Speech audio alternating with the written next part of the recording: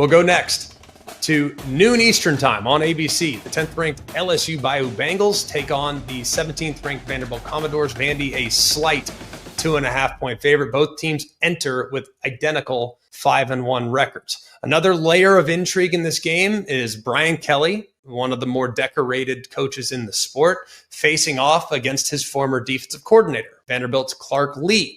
It's kind of his protege. Second time they've played each other as head coaches. And amazingly, you have one of the best offenses in the country in Vanderbilt against one of the best defenses in the country in LSU.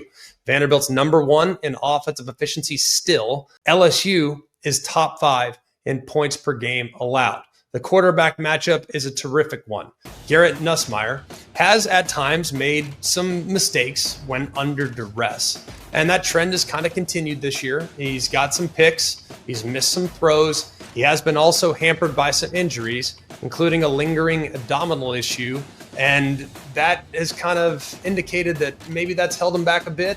All accounts say that he's been a little bit better the last week or so, especially coming out of the bye week. But even last week, there were some uncharacteristic misses where he wasn't on the same page with his wide receiver. Maybe that's just a lack of practice time and a lack of reps. Diego Pavia on the other side, true dual threat. His best asset, his ability to break you down with his legs. He's a guy that could, if the opportunity presented itself, could run for 100+ in this game. And last year, he was one of the best quarterbacks when it came to breaking tackles, and that has carried over into this season. He has 350 yards on the ground. He has 14 touchdowns through the year. He has just 4 picks. However, in his most recent outing against Alabama, 2 pivotal turnovers in the red zone turned that game on its head. Question 1, will Vanderbilt be able to establish the run against LSU's top 20 run defense? Look, Vanderbilt's rushing attack leads the entire country with on a per carry average.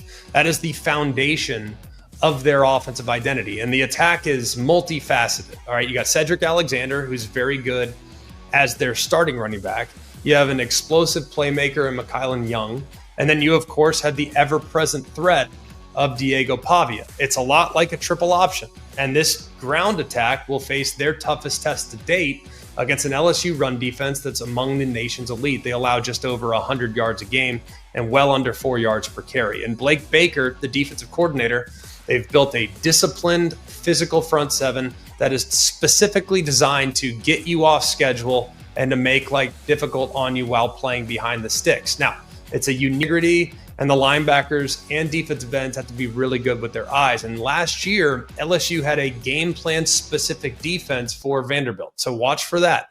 They might look a little different on that side of the ball than they have in the first 6 games. Question number 2, will LSU's offensive line be able to handle Vanderbilt's defensive line? LSU's offensive line has definitely been one of the biggest question marks on their team this year. The struggles are represented with their inability to be consistently successful running the football, the amount of pressure that they've allowed, how few and far between clean pockets have been for Garrett Nussmeier, and that vulnerability.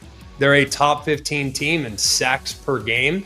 They are really good from a tackle for loss standpoint. They have 2 edge rushers in Miles Capers and Cordray Sidner that do a great job. And the Tigers' inability to establish the run game could create predictable long yardage passing situations. And that's exactly where Vanderbilt's defense excels at creating pressure. And LSU noticed this against South Carolina. They really emphasized the quick passing game. The ball was coming out. I'd expect a very similar plan moving forward in this ballgame. Question 3, will LSU's talented wide receivers create problems from last week? He was at times just a red zone weapon. Well, now he's doing a lot of things in the field as well. Expect his role to increase as things move forward. And the Commodores have been pretty susceptible to the air. They've given up a bunch of passing touchdowns, and they have not been elite in coverage at times throughout the first 6 games. Question 4, will Vanderbilt win the turnover battle and control the tempo? But Vandy, they got to lean on a methodical tempo. They got to lean on a dominant rushing attack. They have to grind down the LSU defense. They have to control the clock. They have to win time of possession. And they also have to win the turnover battle. They lost at Alabama because they were somewhat careless with the football. 2 turnovers inside the red zone. Massively talented defense that they'll be facing every single snap in this ballgame. I'm taking Vanderbilt. I think Vanderbilt's offense and the misdirection could force LSU to be a little bit more conservative, and that plays away from their strength. I think Vanderbilt will force a couple mistakes, and I also think it's got a chance to be a very low-scoring game. I would hammer the under in this matchup.